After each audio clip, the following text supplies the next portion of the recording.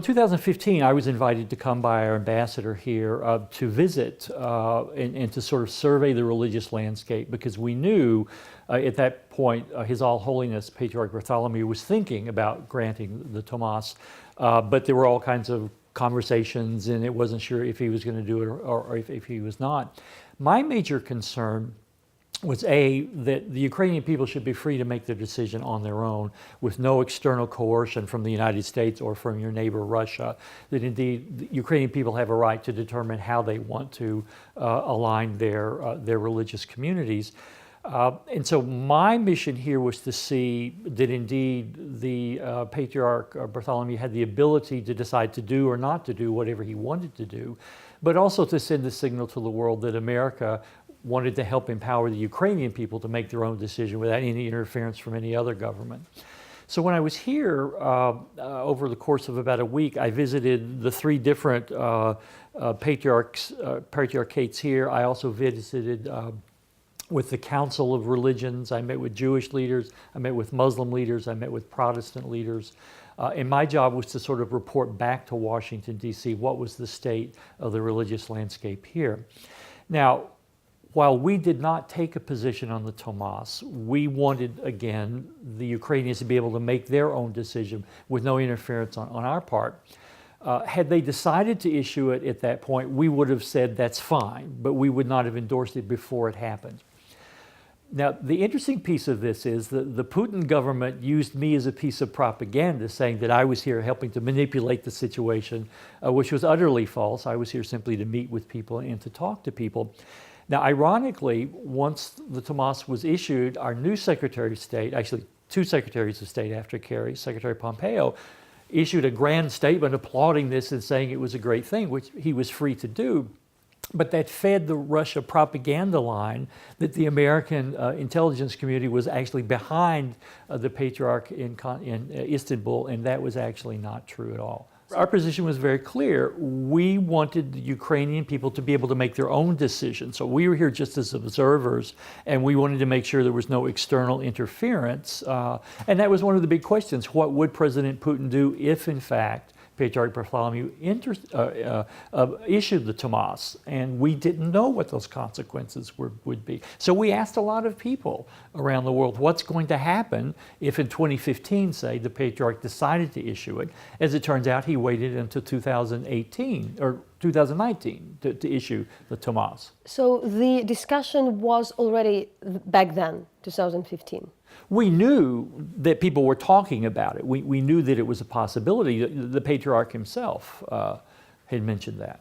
And I've spoken to the Patriarch. I think that he's made a courageous decision. He held the Pan-Orthodox Synod in Crete, where he brought together, and now Russia decided not to come. They were invited to the table, and they decided not to participate. One can argue, was that smart on their part or not smart on their part? But now is the time for the Ukrainian people to sort that question and go through the intricacies of what's the relationship now between the various metropolitans. I think it was a courageous decision on the part of the Patriarch. I could have seen him deciding either way, but now the Ukrainian people are going to live into that decision. They're going to have to make decisions for themselves, and that's a good thing, and they did that without any external interference. We didn't push them one way or the other, and to the extent Russia has responded, I think the Moscow Patriarch is clearly upset, and there have got to be some political and real estate kinds of decisions made here, and I'm confident that the Ukrainian people can make that decision for themselves. So what the Ukrainian autocephaly means for the region, for Eastern churches, for Russian Orthodox Church? Well, first of all, it means there's more unity within the Orthodox Church in Ukraine itself. And I think that was the argument I heard for why the Tomas was a good thing in the eyes of the people who supported it. That instead of the confusing scenario where you have a Moscow Patriarchate, you have a Kievan Patriarchate, and you have the little autocephalous church, it was very confusing, I think, even to Ukrainians themselves. Now, I understand the history that got you here is very complex, and I'm not an expert on that history. But I think the various Christian denominations in Ukraine, and that's not all the religious communities in Ukraine, are interested in unity. This is something Greek Catholics, Roman Catholics, all the Orthodox, this is an issue of central concern to them. And now they have an opportunity to move more towards unity, closer to unity. The challenge then, I think, going forward is how do you build unity while maintaining the different forms of denominations in Ukraine. Ukraine in some ways is unique in Europe. In many ways it's not unlike the diversity and pluralism of religion in the United States, where we don't have a state church, but we have a multiplicity of religions and denominations trying to find ways to work together to make the country stronger. And I think this moment presents that opportunity for Ukraine to sort for itself, how do you relate the growing religious pluralism to religious freedom and to religious expression in this new environment. How do you see the region changes? The Russian Orthodox Church, for instance, and its impact on the geopolitics of. Well, there's no debating the fact that Russia sees itself as a rival to Istanbul, between the Russian Patriarch in Moscow and the Ecumenical Patriarch in Istanbul. There are these sort of competitions. There's a competitive streak. I think for the moment, at least, any kind of Russian Orthodox hegemony towards Ukraine has been slowed down, if not stopped at this point, because of the Tomas. Then the geopolitical question becomes what kind of negative reactions are triggered on the part of Russia over against Ukraine. And for the moment, at least, it looks like there's no incursion, there are no sanctions, and I hope that they can find a way to come to some sort of understanding where the Autocephalous Church here has independence over against Moscow. I think it's going to take time for that to play out politically. So what is the role of religion in modern geopolitics? In particularly knowing that, yes, years ago, centuries ago, the state and the church were more or less the same. Now it's different. However, Eastern Europe, it's still a bit like that in different countries.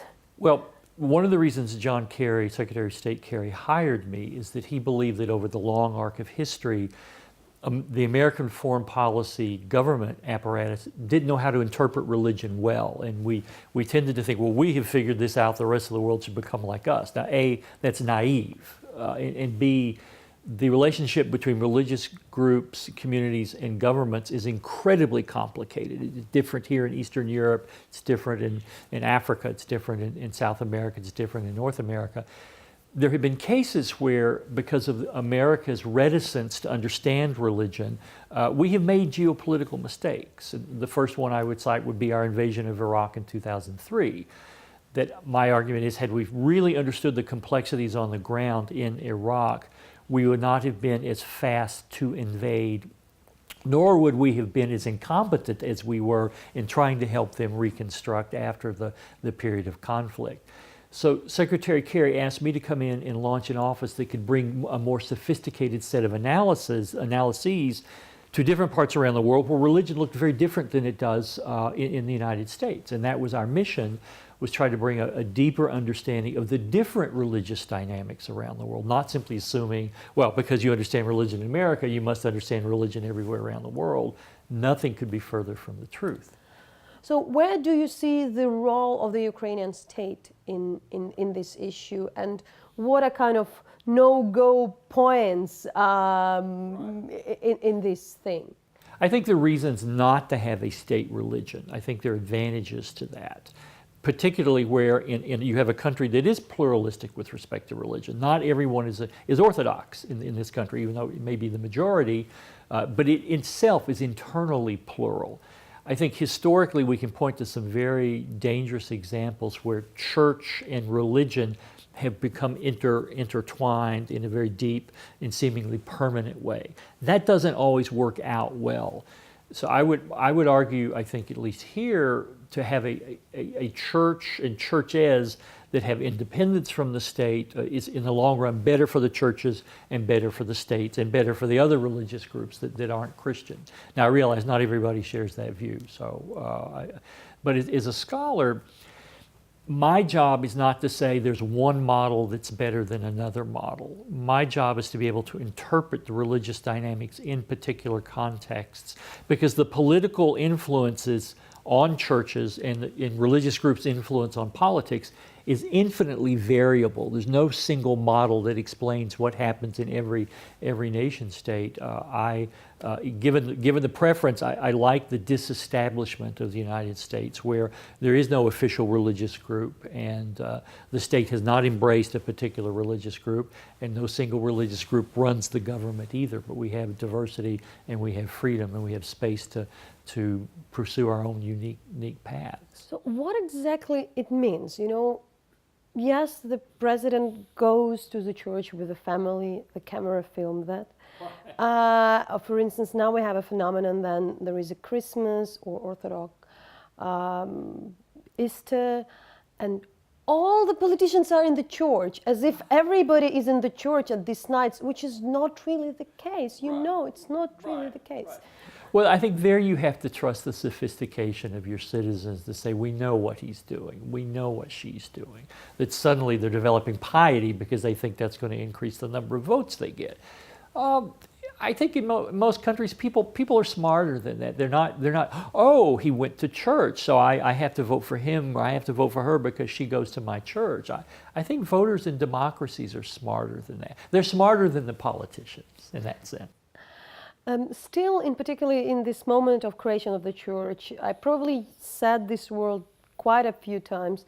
I'm speaking about the concerns, because we're clearly looking at the way the parish is moving, yes, and kind of a smaller conflict between them, because some of the priests are really tough, yeah, on the local level. So where do you see that the state and the society may look at to kind of make this process more peaceful?